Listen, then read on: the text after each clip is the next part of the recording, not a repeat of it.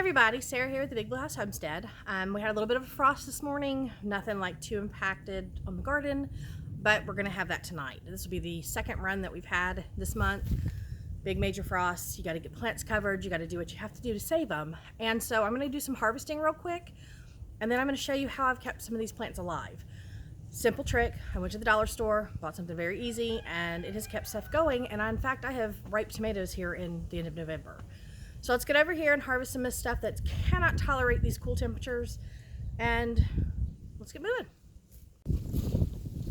Okay, so I apologize, it's quite windy today, but I've got all this fennel over here that I need to get before the frost comes through. So we're gonna do some quick fennel harvesting.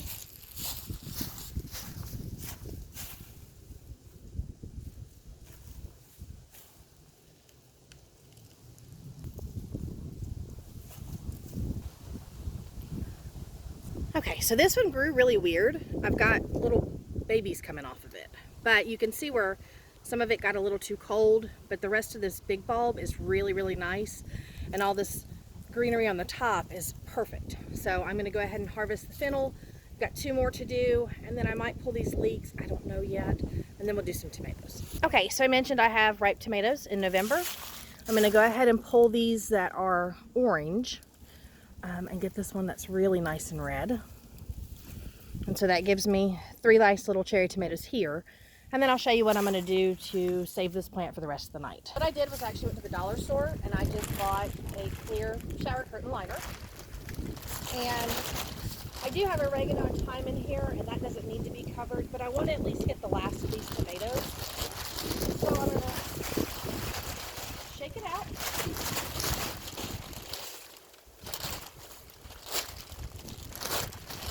And it is nice heavy duty plastic, and I'm just going to lay it over my plant,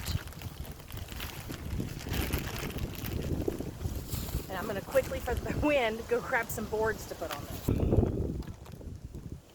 Alright, so my camera actually blew over, so that was nice. But I'm just going to come through with a couple boards and lay it across to keep this kind of tight down, and then that way I don't have to worry about it blowing off.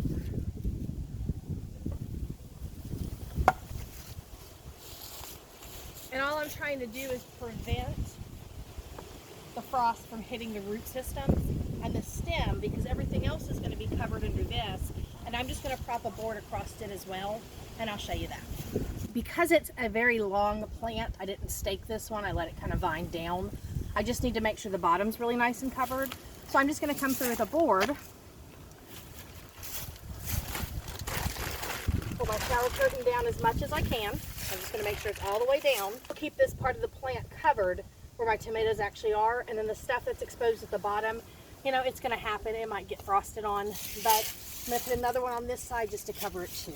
And all I'm trying to do is prevent this from blowing out. Now there is going to be airflow that gets underneath, so it's not a perfect cover, but for $1, this is going to save my tomatoes.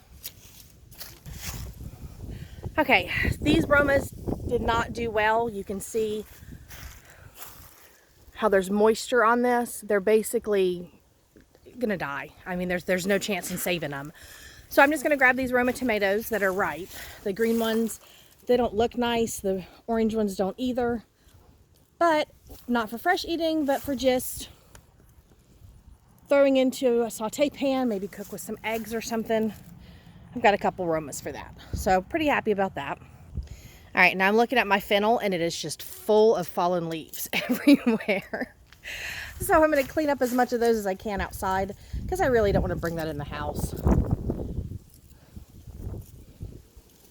But I do have another section with tomatoes, and I'm going to show you how I did that.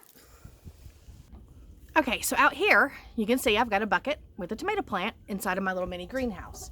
Now the downfall with that is my chickens got in and ate half the tomatoes that were ripe. So not as many tomatoes as I wanted, but the wind has also blown this rack to craziness in here. It's very, very warm, but I don't know if you can see that. That's an entire ant hill. Because it's so warm in here, the ants moved in. So I don't really suggest doing this unless you put down some sort of barrier on the bottom and maybe an ant killer.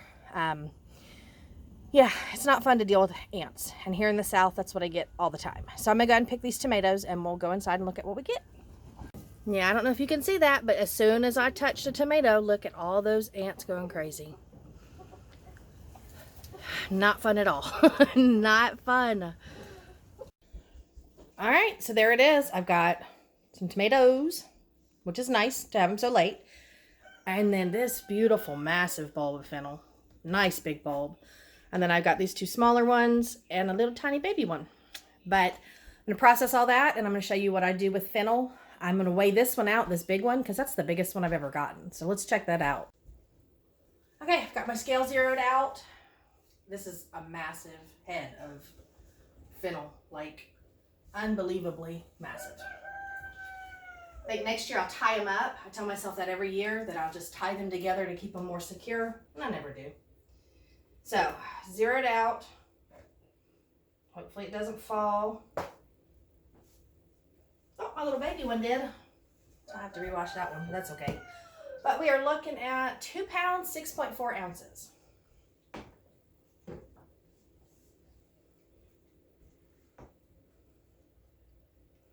That's some beautiful fennel. I mean, so delicious smelling. So I'm going to get this stuff dried. I'm going to get it processed today. I'm going to do a video on that to show you guys how I actually do that, because it's a little bit different than most people. Look, now I've got fennel fronds all over me. A little bit different than most people, but it's a good resourceful spice to put into your cabinet. I like using fennel for lots of things, and so please come back for that video if you're interested. But yeah, if you're looking to try to keep your, plants going, peppers, tomatoes, things like that, and you're not ready to give up on them because they do have tomatoes that are still green, instead of making your green pickles and things like that, go buy a dollar store shower curtain. It works. I've done it for the entire month, no problem. And I have ripe tomatoes still. And I'm probably going to give up on them after this week. The rest of them should ripen, and then I'll be done. But yeah, for $1, you can't beat that. A dollar store clear shower curtain liner. Best thing ever. All right, guys, thank you for stopping by. If you're new to the channel, please hit the subscribe, and I will see you in the next one. Bye.